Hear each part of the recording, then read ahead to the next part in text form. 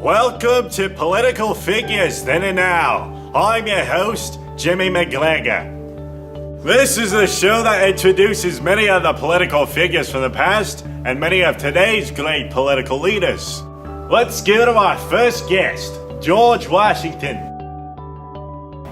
Hello, I'm George Washington. I was born in 1732. I love pineapples and nuts. I also had all my teeth pulled out at the age of 57.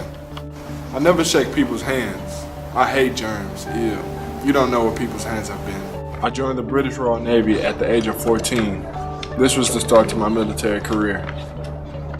When the Revolutionary War began, I got tired of these lobster backs, so I kind of got involved. So I became the commander-in-chief of the Continental Army. My defensive and harassing strategy worked impeccably on the British, and we won the war. I don't mean to toot my own horn, but I freaking went ham on those redcoats. I was elected president after the war. I didn't believe in having two separate parties. That's just stupid. But near the end of my term, I began to see the start of two separate parties, so I retired to my home in Mount Vernon. Who needs politics when you can retire and paint pictures of fruit all day? Fruit. I died of a throat infection, December 14, 1799. Typical. Just typical.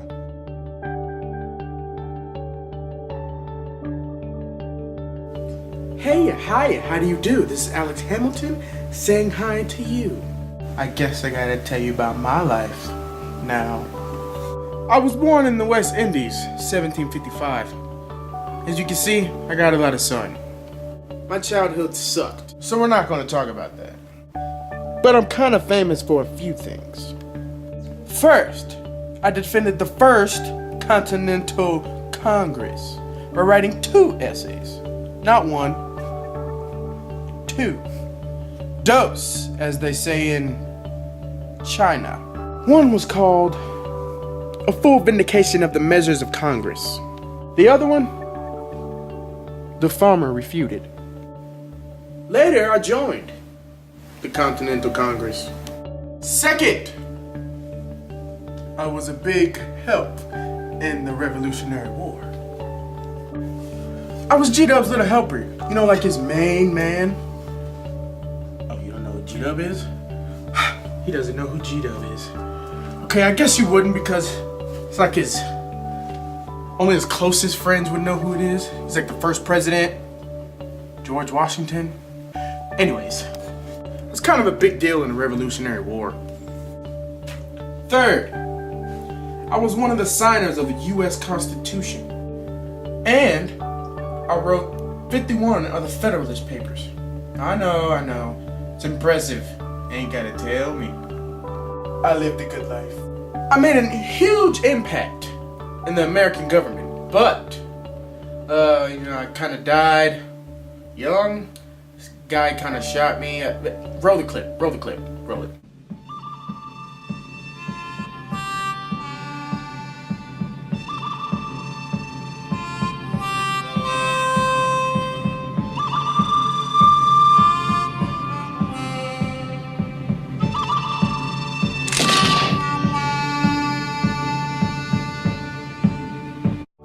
Curse you, Aaron Burr! Curse you. Hey, I'm Hillary Clinton, but those closest to me call me Bunny Loaf. I don't really know why I'm here. What's this so called anyways? Political Figures Then and Now. Oh, interesting. Well, I'll just tell you a little bit about me. I'm actually part of a dancing troupe that travels around the world performing to original songs by the Temptations. Okay, everyone, like we practice. 5, 6, 7, 8. Also, my voice is like a mix between Whitney Houston and Cyndi Lauper. But I'll start with my origins. So I was born in Chicago in 1947, and I was raised in a fabric factory. I was a Republican and helped campaign for presidential Republican nominee Barry Goldwater. Barry. But after I heard the Dr. Martin Luther King Jr. speech, I became Democratic. Yes, that's the story of how I became a strong Democratic woman. I married Bill Clinton in 1975, and he later became President of the United States of America. He got in a little trouble, though, at the end of his presidential career. Monica Lewinsky. So after that ended, I joined the US Senate and I served multiple terms and I killed it. I then began to strive to become the first woman president in 2007. I had a great campaign, but Obama's dark self beat me in the majority delegate vote. Oh well, I'll get it in 2016. Ha ha ha!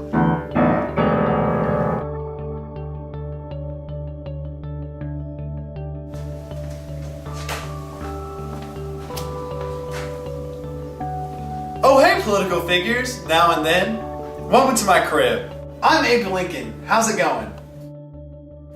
I'm super excited to be on this show, guys. First, can I give a shout out to my boy Alexander Hamilton? What up, Alex? Now, back to my story. I was born in a log cabin in Hardin County, Kentucky. I ended up being like 6'4". And man, it was hard to find some pants, if you know what I'm saying. And I was gorgeous. Like Ryan Gosling and Channing Tatum had a kid. But I mean, I was born in like 1840s. So that's kind of weird, but I mean, it's a nice comparison, you know what I'm saying? And I could wield an axe. Paul Bunyan has nothing on me. I mean, no one. No one has anything on me. Right, Alex?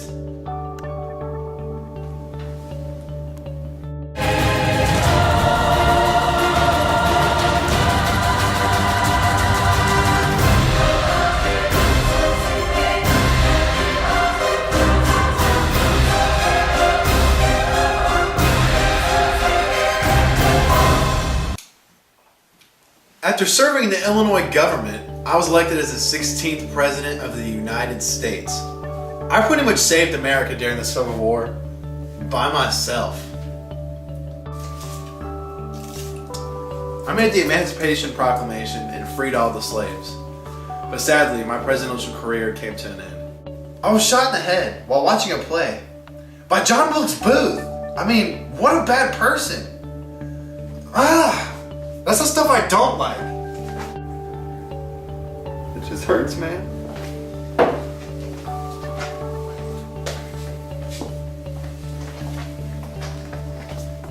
Hey, I'm going to the bathroom. I mean, that'd be kind of weird. You can come if you want, but you know what? We can start in a second.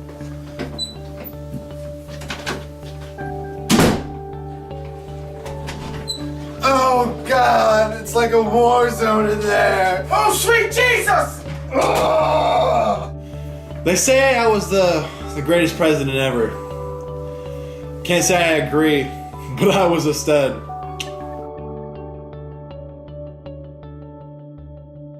Hello, I'm Ronald Reagan. I was born on February 6, 1911. They called me Dutch. I was an athlete. I did it all, everything from football to ballet. I wasn't just an athlete. I could also act. First movie I ever made was Love on the Air. Pretty much the greatest movie ever made. After my movie, I joined the army and became a captain in no time.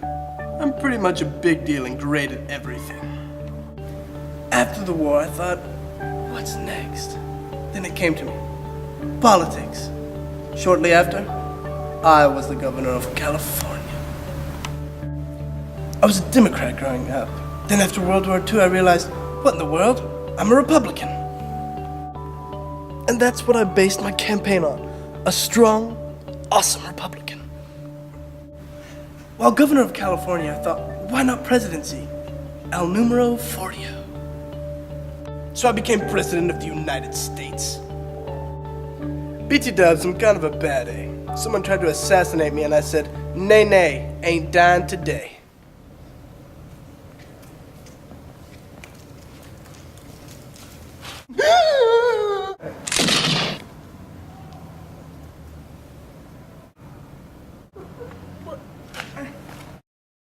During my presidency, I did awesome things.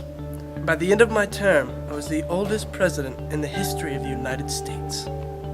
But I got kind of bored, so I decided to become a vigilante crime fighter. By day, Ronald Reagan. By night, Ronald Reagan, the vigilante.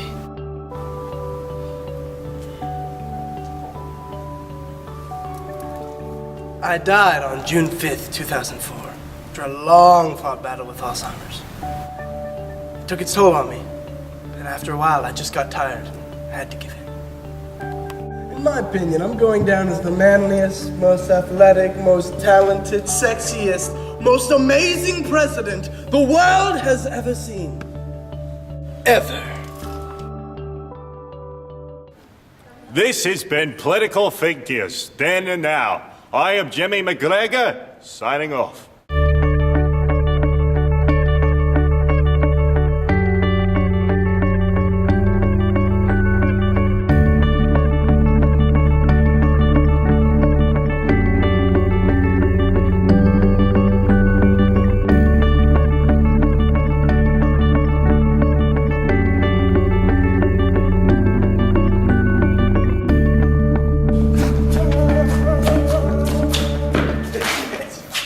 Please tell me you didn't record that. I did. Oh, Alrighty. Going on bloopers.